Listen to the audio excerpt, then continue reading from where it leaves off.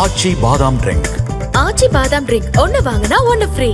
விஜய்க்காக அரசு வேலையை உதறி தள்ளிவிட்டு வந்திருப்பவர், மருத்துவம் படித்திருந்தாலும் மத்திய அரசு பணி மீது தாகம் கொண்டவர், சேகர் ரெட்டி தொடர்பான பண மதிப்பிழப்பு வழக்கை கையாண்டவர், ரெய்டு வழக்கு ஒன்றால் விஜயோடு நெருக்கமாகி இன்று அவரது கட்சியின் பொதுச் செயலாளராக மாறியிருப்பவர் அவர்தான் மத்திய வருவாய்த்துறை முன்னாள் அதிகாரி ஜி அருண்ராஜ்.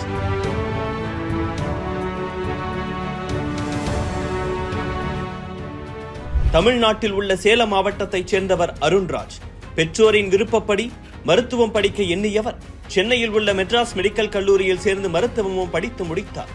ஆனால் படிக்கும் காலத்திலேயே அதிகாரம் மிக்க பதவிகளே நாம் நினைத்ததை செய்ய உதவும் என நினைத்த அருண்ராஜ் மத்திய அரசு பணிகளுக்கு தயாராகலாம் என முடிவெடுத்தார். மருத்துவம் முடித்த அவர் கிராம பகுதிகளுக்கு சென்று சேவையாற்றிக் கொண்டே யூபிஎஸ்சி தேர்வுகளுக்கும் தயாராகி வந்தார். டாக்டருக்கு படித்துவிட்டு இப்படி யூபிஎஸ்சி என நேரத்தை வீணடிக்கலாமா என யார் கேட்டாலும் தன்னுடைய இலக்கு என்ன என்பதை மிக தெளிவாக சொல்வாராம் அருண்ராஜ். அவரின் விடாமுயற்சிக்கு பலன் கிடைக்காமல் இல்லை.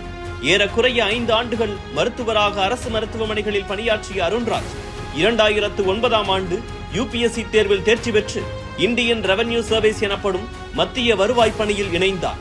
மகாராஷ்டிராவில் தன்னுடைய வருவாய்த்துறை பணியை தொடங்கினார். எல்லாவற்றிலும் கேள்வி கேட்டுக்கொண்டே இருக்கும் பழக்கம் அருண்ராஜுக்கு இருந்தது.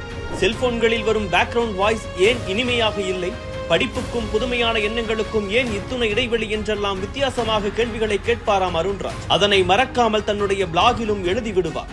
அப்படித்தான் அருண்ராஜுக்கு ஒரு கேள்வி வந்தது. யூபிஎஸ்சி தேர்வில் எப்படி ஒருவரை தேர்வு செய்து மதிப்பீடு செய்கிறார்கள்? நேர்காணல் எடுப்பவருக்கு விண்ணப்பதாரரின் சாதி தெரியுமா? இப்படி பல கேள்விகள். இதற்கு விடை கண்டுபிடிக்க தன்னையே ஒரு ஆய்வுக்கு உட்படுத்த எண்ணினார் அருண்ராஜ். இந்த முயற்சியின் பின்னால் யூபிஎஸ்சி என்ற அமைப்பின் தேர்வு முறையில் வெளிப்படைத்தன்மை கொண்டு வரப்பட வேண்டும் என்ற எண்ணம் இருந்தது. 2014ஆம் ஆண்டு மீண்டும் யூபிஎஸ்சி தேர்வை எழுதினார் அருண்ராஜ். தேர்வு முடிவுகள் வந்த கையோடு ஒரு ஆட்சியை விண்ணப்பத்தையும் கையோடு தயார் செய்தார். அதில் யூபிஎஸ்சி மெயின் தேர்வுகள் எப்படி மதிப்பீடு செய்யப்படுகின்றன, இரட்டை மதிப்பீடு முறை இருக்கிறதா, நேர்காணலுக்கு வரும் விண்ணப்பதாரரின் சாதி அங்கிருப்போருக்கு தெரியுமா, அப்படி இருந்தால் சராசரி மதிப்பெண்கள் நேர்காணலில் வழங்கப்படுகிறதா, இப்படி பல கேள்விகள் அந்த விண்ணப்பத்தில் இடம்பெற்றிருந்தன. ஒட்டுமொத்த யூபிஎஸ்சி நிர்வாகமும் ஆடிப்போனது. பதில் ஏதும் சொல்லாமல் காலம் தாழ்த்தினார்கள். ஆனால் அருண்ராஜ் விடுவதாக இல்லை. மனு மேல் மனுவாக போட்டார். கடைசியில் அவருடைய அப்பீல் மனு 2017ஆம் ஆண்டு தலைமை தகவல் ஆணையத்திடம் வந்தது. ஆனால் அருண்ராஜ் கேட்கும் தகவல்கள் பொதுவெளியில் சொல்லக்கூடியவை அல்ல என ஒரே வரியில் பதில் சொல்லி அந்த வழக்கை மூடினார். ஒரு அமைப்பில் இருந்து கொண்டே அதன் இயங்குத்தன்மையை சுய ஆய்வுக்கு உட்படுத்த நினைத்த அருண்ராஜின் செயலை பலரும் பாராட்டினர். இதனிடையே தமிழ்நாட்டுக்கு மாற்றலாகி வந்திருந்தார் அருண்ராஜ். அப்போதுதான் தமிழ்நாடு முதல்வராக இருந்த ஜெயலலிதா மறைந்த சமயம். இடையில் பிரதமர் மோடி வேறு பண மதிப்பிழப்பை அறிவித்திருந்தார். அதிமுகவோடு நெருக்கமாக இருந்த பலரும் ரெய்டுகளில் சிக்கி சின்னாபின்னமாகி கொண்டிருந்தனர், சசிகலா உட்பட. அப்போது திடீரென சேகர் ரெட்டி தொடர்புடைய இடங்களில் வருமான வரித்துறை ரெய்டு நடத்தியது. அதனை முன்னின்று நடத்தியது அருண்ராஜ். ரூபாய் 166 கோடி பணம், 179 கிலோ தங்கம் உட்பட ஏராளமான ஆவணங்களும் கைப்பற்றப்பட்டதாக தகவல்கள் வெளியாகின. அப்படி கைப்பற்றப்பட்டதில் ஊரே கால்கடுக்க நின்று பிச்சை எடுக்காத குறையாய் பெற்று வந்த புதிய 2000 நோட்டுகள் 90 கோடிக்கு இருந்ததுதான் இன்னும் ஆச்சரியம். ஆனால் அந்த வழக்கு ஆதாரங்கள் இல்லாமல் நீர்த்து போனது வேறு கதை. இதன் பிறகு நடந்த மற்றொரு ரைடு தான் இன்று அருண்ராஜ் தாவேகாவில் இணைய முக்கிய காரணமாக அமைந்தது. 2020ஆம் ஆண்டு விஜயின் மாஸ்டர் பட ஷூட்டிங் நடந்து கொண்டிருந்தது. அப்போது நெய்வேலியில் விஜய் படப்பிடிப்பில் ஈடுபட்டுக் கொண்டு இருந்தார். திடீரென விஜயின் வீடு மற்றும் அலுவலகங்களில் ரெய்டு விட்டது வருமான வரித்துறை. அப்போது பஸ்ஸின் மீது ஏறி ரசிகர்களுடன் விஜய் எடுத்துக்கொண்ட செல்ஃபி மிக முக்கியமானது. நெய்வேலியிலிருந்து சென்னைக்கு அழைத்து வரப்பட்டார் விஜய். இந்த சமயத்தில் தான் விஜய்க்கு அறிமுகமானார் அருண்ராஜ். ஆனால் வழக்கு தொடர்பாக விஜய்க்கு எந்த வகையிலும் உதவவில்லை என அருண்ராஜ் சமீபத்தில் மறுத்திருந்தார்.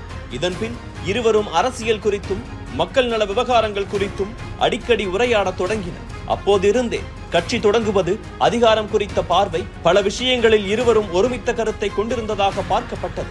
இந்நிலையில்தான் திடீரென 2021 தேர்தலுக்கு சில நாட்களுக்கு முன்பு சென்னையிலிருந்து அருண்ராஜ் திடீரென டெல்லிக்கு மாற்றப்பட்டார். தேர்தல் ஆணையமே அந்த பணிமாற்ற முடிவை எடுத்தது அப்போது பரபரப்பாக பேசப்பட்டது. தேர்தல் பணப்புழக்கத்தை தவிர்க்க அருண்ராஜ் எடுத்த கடுமையான நடவடிக்கைகள் சிலரை எரிச்சல் அடைய செய்ததால் இந்த நடவடிக்கை என விமர்சனங்கள் எழுந்தன.